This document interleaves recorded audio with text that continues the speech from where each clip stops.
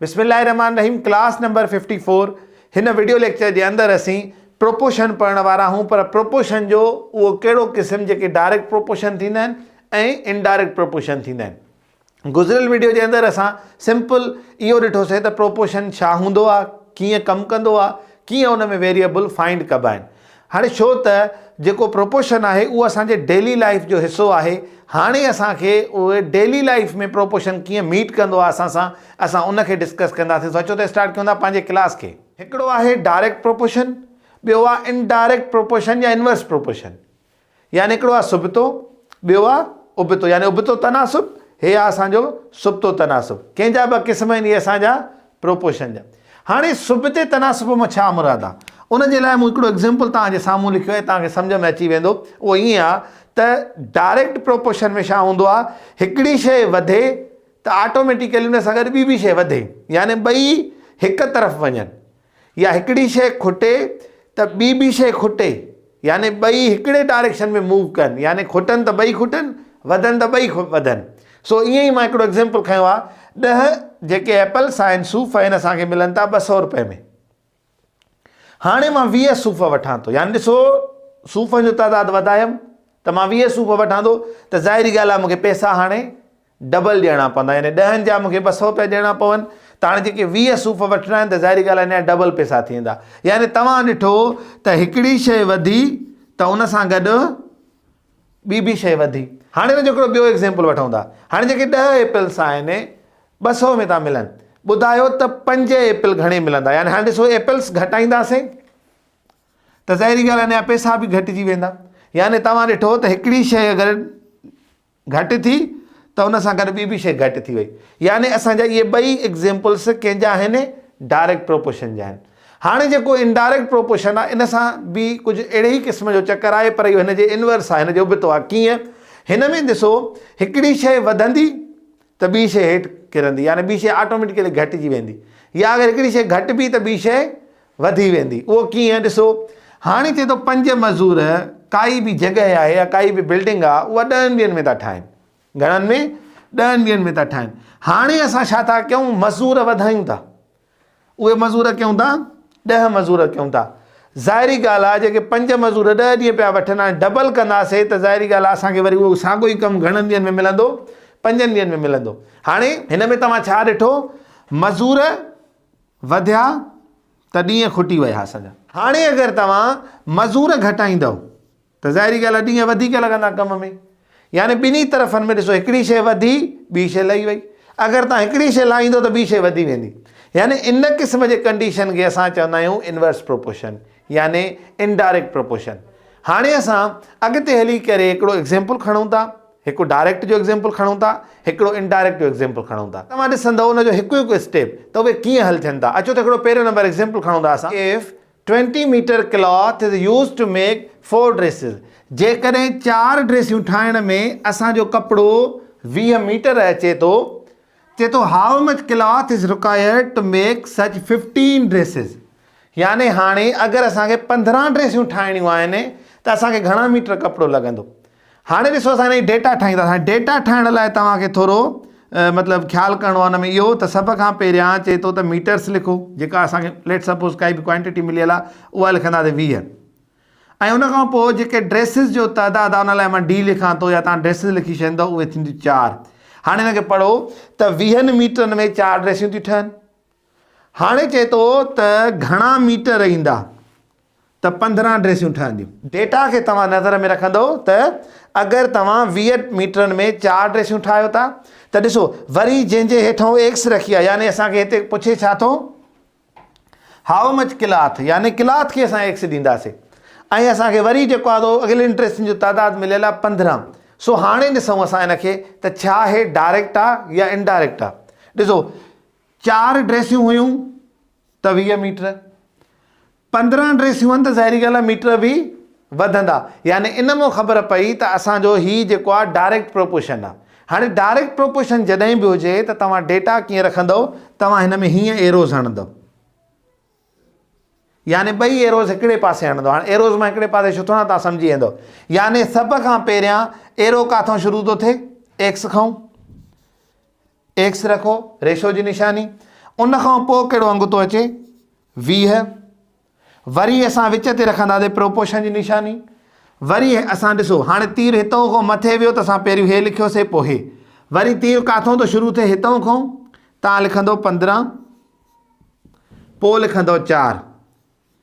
मां वरी बि रिपीट कयां थो त तव्हां पहिरियों त डेटा सही पढ़ो, डेटा पुट कयो, ऐं अगरि उन डेटा मां अंदाज़ो थिए थो कंफर्म थिए थो त इहो डायरेक्ट आहे यानी हिकिड़ी शइ वधे थी, ज़ाहिरी ॻाल्हि आहे ॿी शइ वधंदी, त पोइ तव्हां एरोज़ हिकिड़ी साइड ॾींदव, यानी मथे ॾियो ॿई या ॿई हेठि ॾियो, पर ॿिन्ही खे हिकिड़े तरफ़ में असांखे मूव कराइणो आहे एरोज़ खे। अच्छा, उन एरोज़ ॾियण खां पोइ पहिरियों पासो ॾिसो त तीर काथों शुरू थो थिए, कहिड़े अंग खां या कहिड़े वेरिएबल खां शुरू थो थिए, एक्स खां। एक्स रखीसीं, पोइ 20। वरी ॾिसो प्रोपोर्शन जी निशानी, छो त ॿिनि खां पोइ वरी असां प्रोपोर्शन जी निशानी ॾींदा आहियूं। वरी काथों थो तीर शुरू थिए, यानी हितां 4 न आहिनि लिखणा, हितां लिखणा 15 वरी पोइ 4। हाणे जॾहिं तव्हांखे हीअ डेटा मिली वई न, हाणे तव्हां लाइ हल करणु सवलो आहे, छो त असांखे ख़बर आहे त प्रोपोर्शन हल कीअं थींदो आहे। हाणे हिते हिन में आर्ट कहिड़ो आहे, हिन में आर्ट सिर्फ़ु हिन टुकड़े जो आहे, त असांखे सही पढ़णो आहे।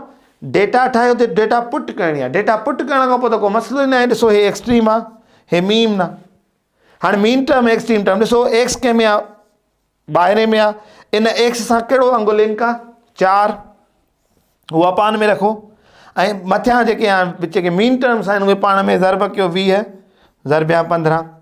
छा हे पाण में रिड्यूस थियनि था? डेफिनेटली थियंदा। 1 चौंक चौंक 5 चौंक 20। हाणे अचे थो 5 ऐं 15, जॾहिं 5 ऐं 15 खे ज़रब कंदो त छा ईंदो? 5 15 75। त असांजो जवाबु आहे एक्स जे बराबरि आहे 75 जे। असांखे ख़बर पई त 75 मीटर खपनि अहिड़नि 15 ड्रेसियुनि जे लाइ। अगरि तव्हांजूं 4 ड्रेसियूं 20 मीटर में थियूं ठहनि त तव्हांजूं 15 ड्रेसियूं घणनि में ठहंदियूं? 75 मीटर में ठहंदी। हाणे ॾिसो तव्हांजे लाइ अञा हिकिड़ो ॿियो कमु, अगरि तव्हांखे डाउट आहे त तव्हां 75 खे हिन जॻह ते पुट कंदव। जॾहिं 75 खे हिते पुट कंदो त 75 ऐं 4 खे ज़रब कंदो, 15 ऐं 20 खे ज़रब कंदो, त तव्हांजो जवाबु तव्हांखे ॿुधाईंदो त हे जवाबु सही आहे या न। हाणे तव्हांजे साम्हूं हिकिड़ो ॿियो एग्ज़ाम्पल खयो आहे, चए थो if 3 pipes can fill a tank in 80 minutes. 3 pipe जेकॾहिं हिकु टैंक खे, पाणीअ जी टैंक खे 80 मिंटनि में भरनि था, how long will it take to fill the tank if 5 pipes are used? जेकॾहिं असां साॻी टैंक खे भरण जे लाइ 5 पाइप इस्तेमालु कयूं त घणा मिंट वठंदी? हाणे सभ खां पहिरियों कमु छा आहे? डेटा ठाहियो। कहिड़ी? पाइप। ठीकु आहे, पाइप्स ऐं मिनट्स। पहिरियों कमु, 3 पाइप आहिनि त 80 मिंट थो वठे, 5 पाइप आहिनि त ॿुधायो त असांखे घणा मिंट वठंदी। हाणे ॾिसो पहिरियों कमु छा कयोसीं? पढ़ियोसीं, पोइ असां डेटा ठाहीसीं। डेटा खे एहतियात सां ठाहिणो आहे। हाणे हिन जॻह ते असांखे इहो तय करिणो आहे त आया इहो डायरेक्ट आहे या इनडायरेक्ट आहे। हिन जॻह ते कीअं? 3 पाइप 80 मिंट था वठनि। हाणे साॻी टैंक में तव्हां 5 पाइप छॾींदव त मिंट घटि वठंदो, यानी ख़बर पई त ॾिसो पाइप छा थी विया? वधी विया, त मिंट छा थी वेंदा? घटि थी वेंदा। हाणे मां जेके हे एरोज़ ॾिना आहिनि, तव्हां ईअं न आहे त ज़रूरु पाइप वधनि था घटनि था, इन ते न। जॾहिं बि तव्हांखे इहो कंफर्म थी वञे त हे इनडायरेक्ट आहे, त हिकु तीर मथे हिकिड़ो तीर हेठि। उनजी कहिड़ी साइंस आहे? उनजी इहा साइंस आहे त जेका तव्हां डेटा ठाहींदो उन में हिनजी अहमियत आहे। कीअं?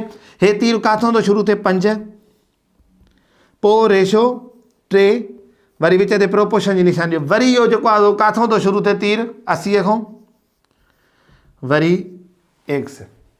हाणे अगरि तव्हां इहे न ॾींदव सही, मतिलबु इन्हनि खे ॿिन्ही हिकिड़े पासे करे वेंदो, त ॾिसो कीअं मीन टर्म्स ई तव्हांजा तब्दील थी वेंदा, ख़राबु थी वेंदा। कीअं?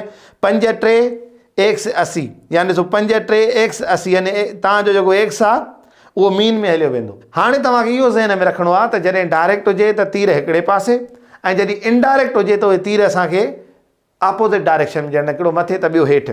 जॾहिं हाणे असां हिन डेटा ते पुॼी था वञूं, पोइ अॻिते असां लाइ कोई बि इशू न आहे, यानी हेसि ताईं असांजो अहम किरदारु आहे सही करण जो। ॾिसो एक्स कंहिं में आहे?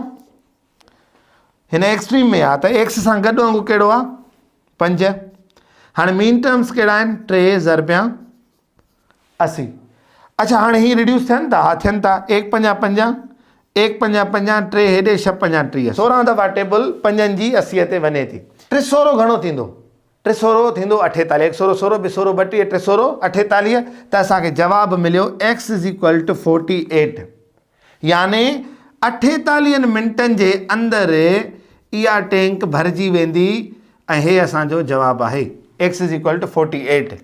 यानी असांजो साबित थियो ॾिसो 80 मिंट पहिरियों मिंट वधीक हुया पोइ घटिजी विया, यानी पाइप वधायो त मिंट घटिजी विया, पाइप घटाईंदव त मिंट वधी वेंदा। सो असां हिन वीडियो जे अंदरि ॾिठोसीं त डायरेक्ट प्रोपोर्शन ऐं इनडायरेक्ट प्रोपोर्शन छा हूंदो आहे ऐं उन्हनि जा एग्ज़ाम्पल्स असांखे कीअं ईंदा आहिनि। हाणे जेको ईंदड़ वीडियो आहे, ईंदड़ जेको क्लास हूंदो उन जे अंदरि असां अहिड़ा अञा वधीक कुझु एग्ज़ाम्पल खणी ईंदासीं तव्हांजे साम्हूं त जे तव्हांजो अञा वधीक डायरेक्ट प्रोपोर्शन ऐं इनडायरेक्ट प्रोपोर्शन जो कॉन्सेप्ट क्लियर थिए। तेसिताईं गॾिजो सिंधी थाट सां। अस्सलाम वालेकुम वरहमतुल्लाह।